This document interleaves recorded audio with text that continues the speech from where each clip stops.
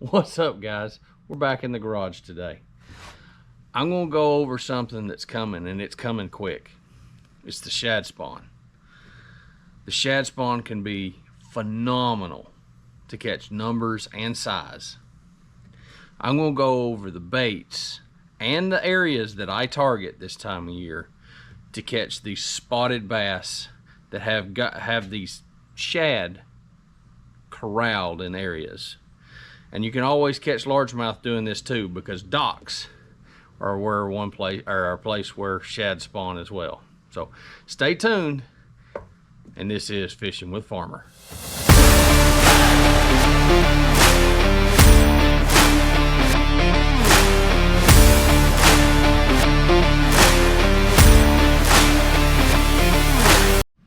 All right, guys, my first bait. It's a morning deal, and it can be, if you got low light conditions, it can be all day. But first thing in the morning, I'm gonna go with a buzz bait, some type of buzz bait. Okay, either that be a single blade or a double blade. I really like the B2B double blade during the herring and shad spawn, just because this mimics that sound that you get when herring and shad are flipping over each other. It does a really good job of that. The second one that I'll pick up that I've come to like a lot is the new this Brazalo Weed Whacker. It's new to me, but I picked this up at the show about a month ago, and I have come to really like this buzz bait. You can skip this extremely well under these docks and these places under overhanging trees where these shad and herring are spawning, and you can catch a lot of fish and a lot of big fish with a buzz bait first thing in the morning during a shad spawn. Places I'm really targeting with the buzz bait are docks, laydowns, rock outcroppings, anywhere I think that these herring are going to pull up and shad are going to pull up really shallow and spawn. This is the way you can catch spotted bass this way. You can catch largemouth this way. It is an all-around fish catcher. But this is about an hour to an hour and a half, maybe two if I'm pushing it, pattern for me. Once the sun crests over the trees, I put it down. All right, guys, my second bait is something I'm covering a lot of water with, and it's just chunk and wind, making these fish show themselves. So I don't particularly want them to eat. If they eat, it's great, but I want these fish to show me where they're at. And it's going to be a swim bait of some kind, like a big swim bait. This is a Berkley coal shad. I like a Berkley coal shad, a mag draft. A soft-bodied swim bait is extremely good of having that drawing power to make those fish show themselves. Once they show themselves, then you can try other techniques to get them to bite, because there's going to be more than just one there. Another one that I really like is either a Berkley Magic Swimmer or a Lip Thrasher Slick Stick. Great, real tight swimming, hard-bodied swim baits. Great for around the herring spawn and shad spawn. Places I like to throw these are places like blow-throughs between islands. Big, expansive flats that come way out in the lake. Around docks. More the soft-bodied swim baits around docks than the hard-bodied, but docks. Any place that I think these herring are going to spawn, and also with the blow-throughs and the big expansive flats, these are places that these spots have spawned as well, so they're already there. The bait's coming to them. So, and I'm burning these. I'm literally waking them underneath the surface. Now the big swim baits, yeah, I'll slow down and slow roll it and do all that. But the Magic Swimmer and the Slick Stick, I'm burning underneath the surface, making it wake as it comes through.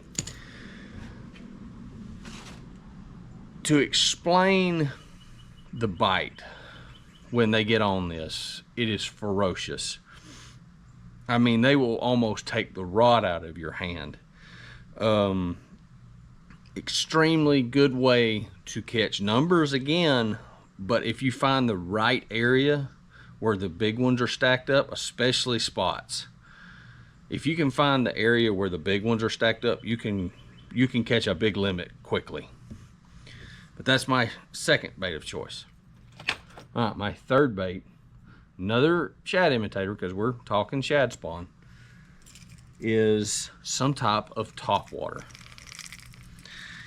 Either that be a walking style bait like a spook, or a anything like a spook,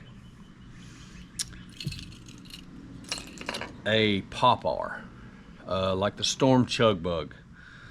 The Lucky Crown Gunfish is another walking bait, but it spits water a little bit. These baits right here are go-tos for me, especially if I know they're on blow-throughs and points. You can get some of the most ferocious strikes of the year during a shad spawn. Another one to look at that gets a lot of attention around Lake Lanier and these lakes is a riser, a jackal riser. Great little bait for the more finicky fish that don't want the big popping or the big head walking movements. And then another one that I would say that I can't leave home without during a herring spawn or shad spawn is the Cast OG. This is their 20 gram. This thing is phenomenal at getting the bigger fish to commit. If you're targeting big ones, the Cast OG is hard to beat. If you're just wanting to catch fish, the Storm Chug Bug. It catches anywhere from a pound fish all the way up to those 5 and 6 pound spots.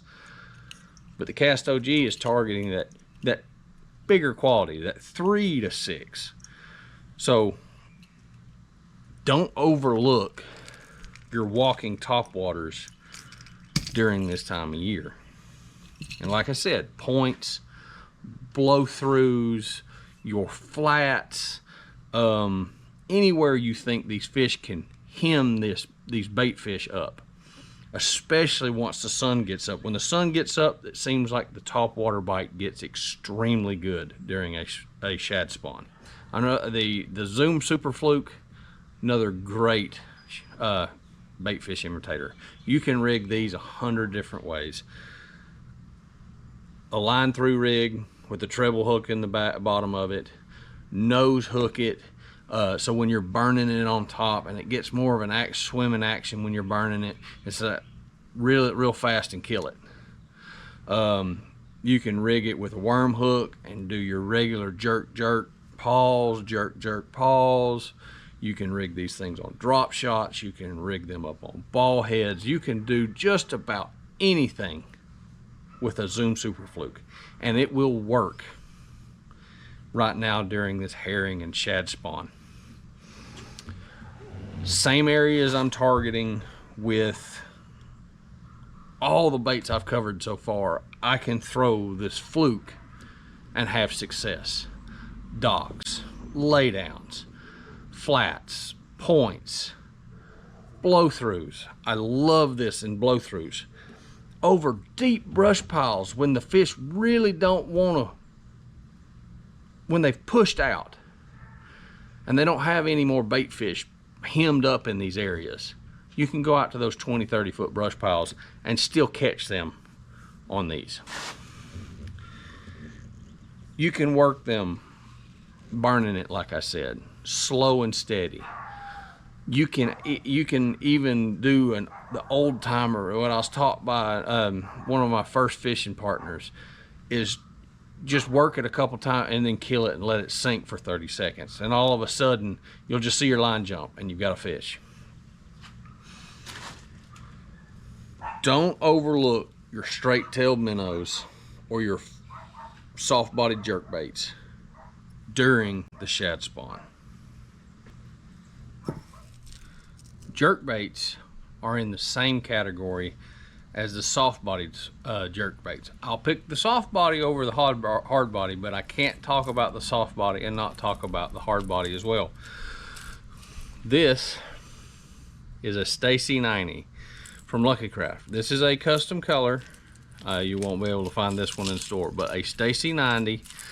It's probably one of my favorite jerkbaits this time of year. It has a real reactionary dart and a little bit of a wobble as well, and it will suspend.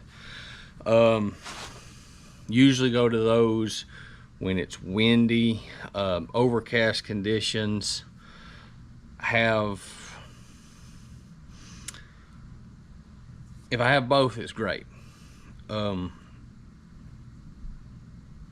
Same areas as I'll throw the fluke or anything, just a little bit less. I won't throw them around docks and laydowns and stuff like that, but I will throw them around blow-throughs, points, flats, channel swings, rock. This is the place that I'm targeting with a hard-bodied jerkbait. Last but not least, bladed baits, spinner baits, chatterbaits, all have their time and place. I like overcast conditions, windy conditions, or stained water. As everybody knows, this time of year we get some really good rainstorms, which can dirty the water up a little bit. When that happens, I'm going to really gravitate towards my spinner baits and my chatterbaits. Spinner baits is going to be more my blow-throughs, my points, windblown points, stuff like that. The chatterbait is going to be more around docks and stuff I have to skip and get under. That's where I'm going to pull the chatterbait out. Both have their places, but I'm going to pull one of the other baits out first before I pull out the spinnerbait or the chatterbait during the herring spawn. It's my personal preference. Others have really good luck with a spinnerbait this time of year. I just have more confidence in the other baits. But these baits will catch fish throughout the shad spawn. So give these baits a try during the shad spawn and see what you think. Tell me what you think. Let me know if these baits work for you. Honorable mention is an A-rig. An A-rig is kind of the combination of two, the swim bait, the bait ball, and a spinner bait, a bladed bait. So an honorable mention goes to an A-rig, which is phenomenal during a shad spawn as well. But a lot of times we have such clean water, they'll shy away from it unless they're just absolutely feeding. So, but the honorable mention goes to the A-rig. I appreciate y'all tuning in. I hope this helps a little bit as far as the shad spawn is concerned. It's coming. I mean, some are already reporting that it's here. So go out, try these places, blow-throughs, laydowns, docks, anywhere you think these shad are going to spawn, and you'll be able to know. You'll know if they're there. You'll hear them, you'll see them, and most importantly, use your nose. You'll smell them. Well, this has been Fishing with Farmer. Thanks for tuning in. If you enjoyed this video, please mash the like button. Also, mash the subscribe button. There will be new videos posted every week to 2 weeks. Y'all have a blessed day.